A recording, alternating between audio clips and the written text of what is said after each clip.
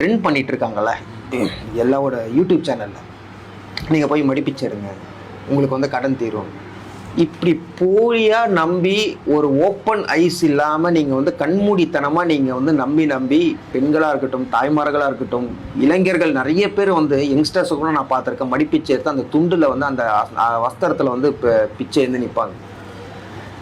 இதெல்லாம் வந்து நம்பிக்கை வேண்டாம். இது வந்து முருகப்பெருமான் கிட்ட, ஏன்னா நம்ம தலைவன் முருகப்பெருமான்கிட்ட கேட்டு அவர் தராம எதுங்க இருக்காரு? அப்படி தராத கடவுளே கிடையாதுங்க. நீங்க டைரக்டாவே அவர்கிட்டே கேட்டுடலாம். எதுக்கு நீங்க போய் இந்த மாதிரி ஒரு பரிகாரம் போய் நம்பிக்கிட்டு இருக்கீங்க? உங்க மேல ஒரு நம்பிக்கை இருக்கு, என் கால்கள் இருக்கு, கைகள் இருக்கு, இதால நான் நடந்து போக தெரியும், இதால 2 கை நான் வேலை செய்ய முடியும், அந்த ஒரு நம்பிக்கை இருக்கு. அந்த நம்பிக்கை நம்மளை படுத்த முருகப்பெருமான் மேல வைங்க, உங்க பிரச்சனைகள் எல்லாமே தீருமே. எதுக்கு இந்த தேவையில்லாத ஒரு மடிப்பிச்சை?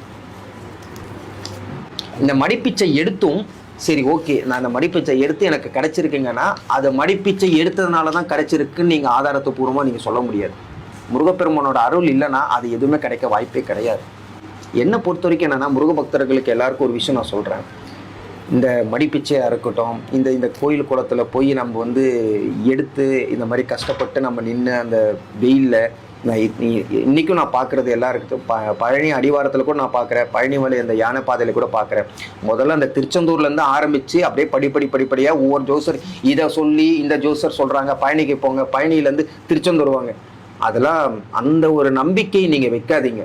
மடிப்பீச்செல்லாம் தயவு செய்து எடுக்காதீங்க. அதுக்கு பதிலாக உங்களால் ஒரு ஒரு ஒரு 10 ரூபா உங்ககிட்ட இருக்கும், அந்த 10 ரூபாய்க்கு ஒரு பிஸ்கெட் பாக்கெட் வாங்கி அந்த நாய்க்கு கொடுங்க. இல்லையா, ஒரு 10 ரூபாய்க்கு ஒரு பால் வாங்கி அந்த திருச்செந்தூர் வாசல்லே வந்து சில